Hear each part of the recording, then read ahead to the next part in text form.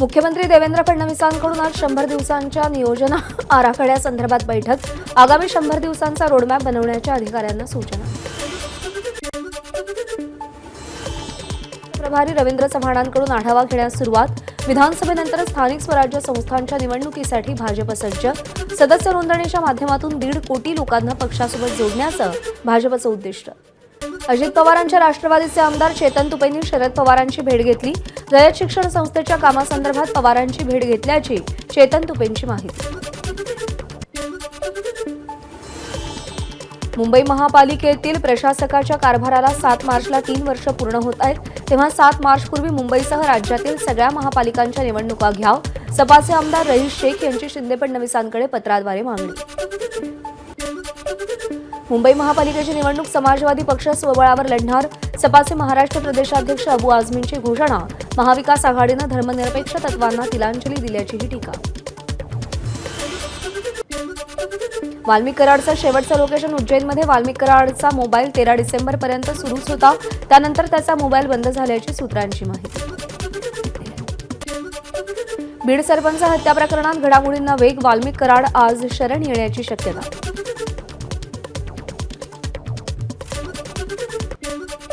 मुख्यमंत्र्यांच्या आदेशानंतर फरार असलेल्या 3 आरोपींची बँक खाती गोठवली. खंडणी प्रकरणी आरोपी वाल्मिक कराडचंही बँक खातं गोठवलं, सूत्रांची माहिती. तर आज 3ही फरार आरोपींची मालमत्ता जप्तीसंदर्भातही कारवाई केली जाणार. अंजली दमानियांनी बीड जिल्हाधिकाऱ्यांची भेट घेतली. आम्ही मागवलेल्या माहितीनंतर धक्कादायक गौप्यस्फोट होतील, दमानियांचा दावा. अंजली दमानिया संतोष देशमुख हत्या प्रकरणी अडथळे निर्माण करून पोलिसांची दिशाभूल करतायत. अंजली दमानियांना या प्रकरणापासून दूर ठेवावं, सूरज चव्हाण यांची मागणी.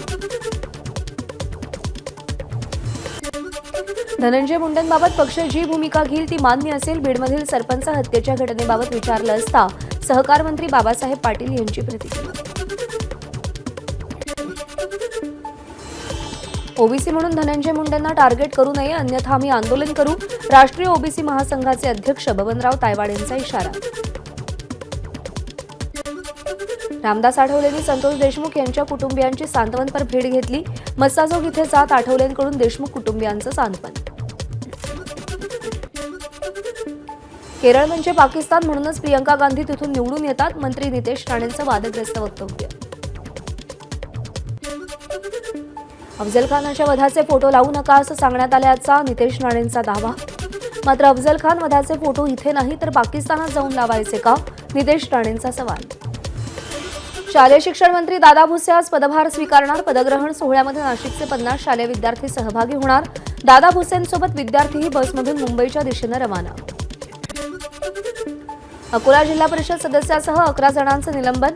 अकोट मतदारसंघात विधानसभा निवडणुकीत पक्षाविरोधात काम केल्याचा ठपका ठेवत जिल्हाध्यक्षांची कारवाई.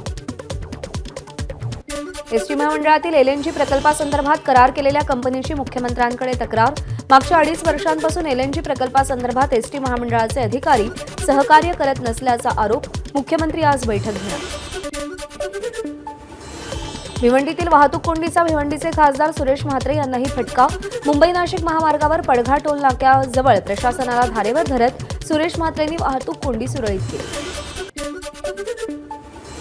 म्हाडातील सर्व कर्मचाऱ्यांचं लेखणी बंद आंदोलन. काही दिवसापूर्वी म्हाडाचे उपाध्यक्ष संजीव जयस्वाल आणि निवृत्त पोलीस उपनिरीक्षक यांच्यामध्ये वाद झाला होता. छत्रपती संभाजीनगरमधील विभागीय क्रीडा संकुलातील 21 कोटींच्या अपहाराचं प्रकरण. घोटाळ्यातील मुख्य आरोपी हर्ष कुमारच्या मैत्रिणीची दिवसभर झाडाझडती. पोलीस आयुक्तांनी स्वतः चौकशी केल्याची माहिती. कोरेगाव भीमामध्ये विजयस्तंभ अभिवादन सोहळ्याची जय्यत तयारी. खबरदारी म्हणून ग्रामीण पोलिसांकडून 4800 पोलीस तर एसआरपीएफच्या 12 तुकड्या बंदोबस्तासाठी तैनात. लेगसी प्रकल्पासाठी आयआयटी मुंबईला 21 कोटींची देणगी. संस्थेमध्ये शिक्षण घेऊन 25 वर्ष पूर्ण झाल्यानिमित्त माजी विद्यार्थ्यांच्या रौप्य महोत्सवी बेंचकडून देणगी. राज्यामध्ये पोलीस उपनिरीक्षक पदासाठी 3000 जागा रिक्त. एमपीएससी परीक्षेचा नवा पॅटर्न सुरू होण्यापूर्वी या जागा भरल्या जाव्यात अशी मागणी. मुंबई वाहतूक पोलिसांकडून 2000हून अधिक रिक्षा जप्त. विविध नियमांचं उल्लंघन करणाऱ्या चालकांवर कारवाई. प्रवेशबंदी असतानाही समृद्धी महामार्गावरून दुचाकी स्वाराचा प्रवास. बुलढाण्याच्या मेहकर जवळचा प्रकार. प्रशासनाचं मात्र दुर्लक्ष. नागपूरमध्ये जिल्हाधिकारी कार्यालय क्रीडा संकुलाच्या इमारतीसाठी जवळपास 600 झाडांची कत्तल केली जाणार. महापालिकेच्या उद्यान विभागाकडून नोटीस काढून वृक्षतोडीला परवानगी. पर्यावरणवाद्यांचा वृक्षतोडणीला विरोध. नवीन वर्षाच्या पार्श्वभूमीवर मद्यपींना आवर घालण्यासाठी नाशिक पोलीस सज्ज. पोलिसांकडून शहरामध्ये ठिकठिकाणी 2 दिवस नाकाबंदी. नियमांचं उल्लंघन करून सेलिब्रेशन करणाऱ्यांवर कारवाई होणार. नागपूरमध्ये 31 डिसेंबरच्या पार्श्वभूमीवर मोठी कारवाई. नागपूर गुन्हे शाखेकडून 50 लाखांपेक्षा जास्त किमतीचा ड्रग्ज जप्त. 4 अटक. नववर्षाच्या स्वागतासाठी कोकणात आलेल्या पर्यटकांना तर झिपलाईन्सचाही आनंद घेता येणार. गणपतीपुळ्याकडे जाताना आरेवारी परिसरात झिपलाईन्सचा आनंद घेता येईल. कोकणात पर्यटनासाठी आलेल्या पर्यटकांची हर्डे बंदरावर होणारा माशांचा लिलाव पाहण्यासाठी गर्दी. मासे खरेदीकडेही पर्यटकांचा कल. शाकंभरी नवरात्रोत्सवापूर्वी तुळजाभवानी मातेच्या मंचकी निद्रेसाठी देवी रोजगृहातील चांदीच्या पलंगावर विसावेल. त्यामुळे 31 डिसेंबरला तुळजाभवानीचं मंदिर लवकर बंद होईल.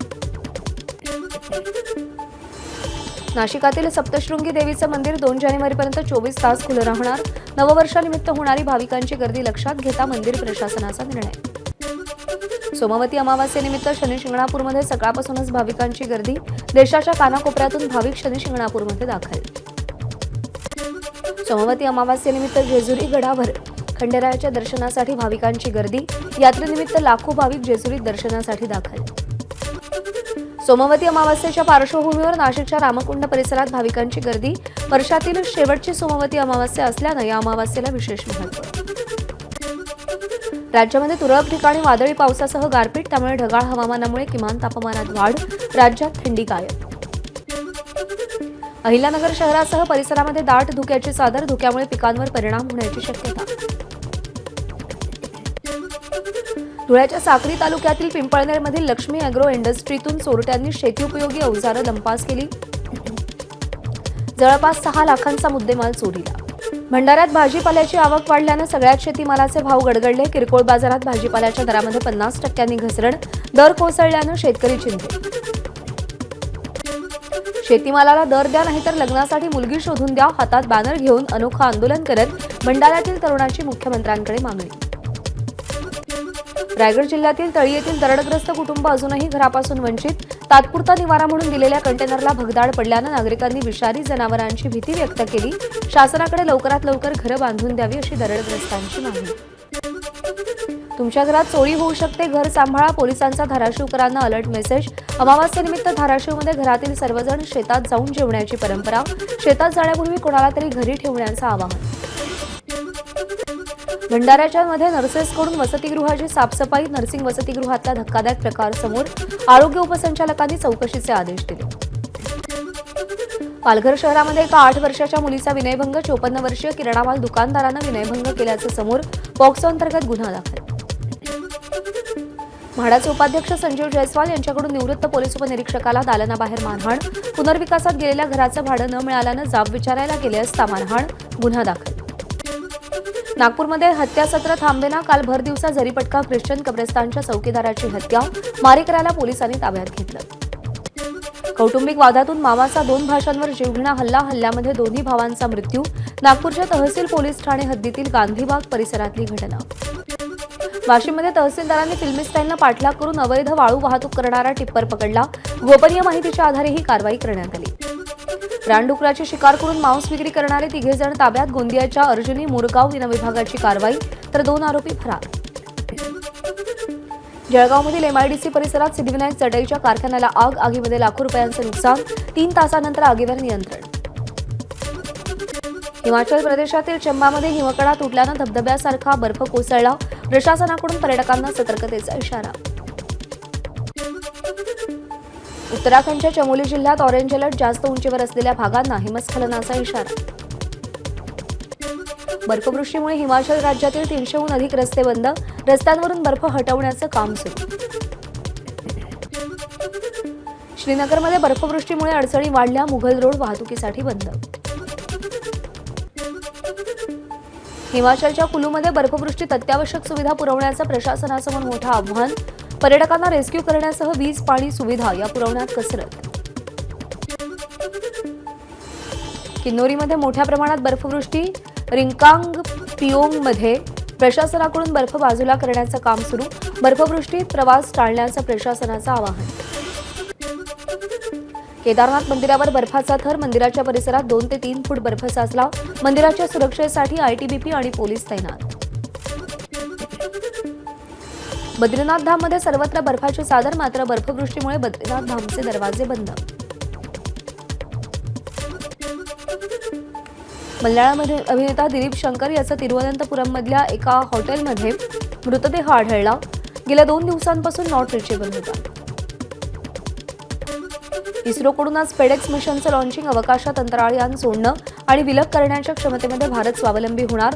अंतराळात स्वतःचं स्थानक बनवणं दृष्टीपथात. एबीपी माझा, उघडा डोळे बघा नीट.